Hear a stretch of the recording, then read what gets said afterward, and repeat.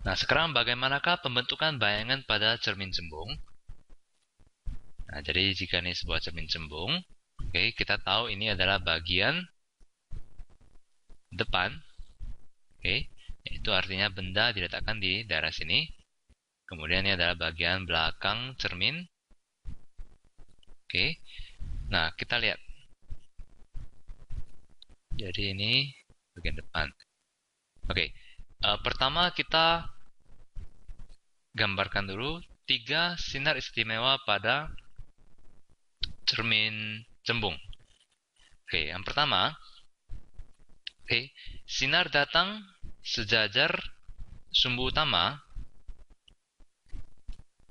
akan dipantulkan, oke, seakan-akan berasal dari titik fokus, oke, dipantulkan kemari. Oke, kemudian sinar istimewa yang kedua adalah sinar datang menuju titik fokus, oke, sinar datang menuju titik fokus. Jadi kalau kita gambarkan seperti ini, oke, menuju titik fokus, maka sinar itu akan dipantulkan sejajar sumbu utama. Oke, jadi ini adalah sinar istimewa yang pertama, ini adalah sinar istimewa yang kedua. Oke, dan yang ketiga adalah sinar datang menuju titik pusat kelengkungan cermin. Oke, ini menuju titik pusat kelengkungan cermin akan dipantulkan dari titik pusat kelengkungan cermin itu. Oke, jadi dipantulkan kembali. Jadi ini adalah 3 sinar istimewa pada cermin cembung. Nah, coba kita gambarkan pembentukan bayangannya. Nah, jadi ini kita gambarkan, kita perpanjang sumbu utamanya. Oke. Nah, berhubung ini adalah cermin cembung, maka ruang satunya itu di sini. Oke. Ruang 2 di sini. Ruang 3 di sini. Dan ruang 4 di sini. Kita lihat. Ruang 1, ruang 2, ruang 3 pada cermin cembung itu adalah di belakang cermin. Dan yang di depan cermin itu adalah ruang 4. Jadi kita bisa tahu bahwa pada cermin cembung, benda itu akan selalu berada di ruang 4. Oke, jadi coba kita gambarkan jika ada sebuah benda. Oke, ada sebuah benda di sini. Kemudian kita gambarkan bagaimanakah pembentukan bayangannya. Oke, kita gunakan sinar istimewa. Yang pertama, sinar datang sejajar sumbu utama akan dipantulkan melalui titik fokus. Oke. Kemudian yang kedua, sinar datang menuju titik fokus. Oke, sinar datang menuju titik fokus. Ini menuju titik fokusnya. Maka sinar itu akan dipantulkan sejajar sumbu utama.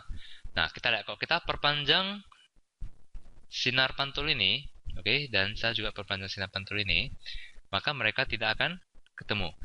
Jadi kita perpanjang ke belakang cermin sinar pantul ini, oke. Jadi ini adalah hasil perpanjangan sinar pantul yang pertama.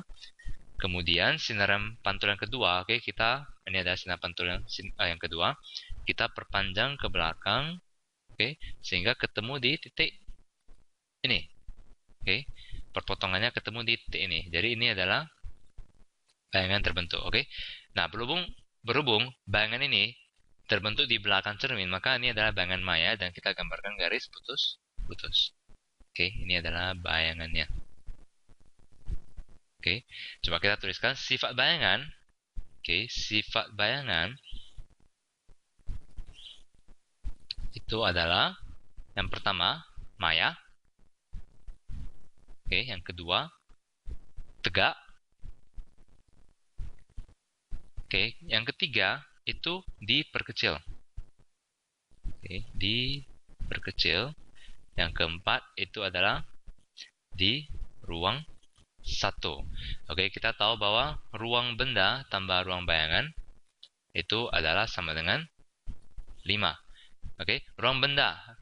Berhubung bagian depan cermin cembung itu selalu ruang 4. Jadi benda selalu berada di ruang 4. Jadi otomatis supaya sama dengan 5, maka ruang bayangan selalu berada di ruang 1.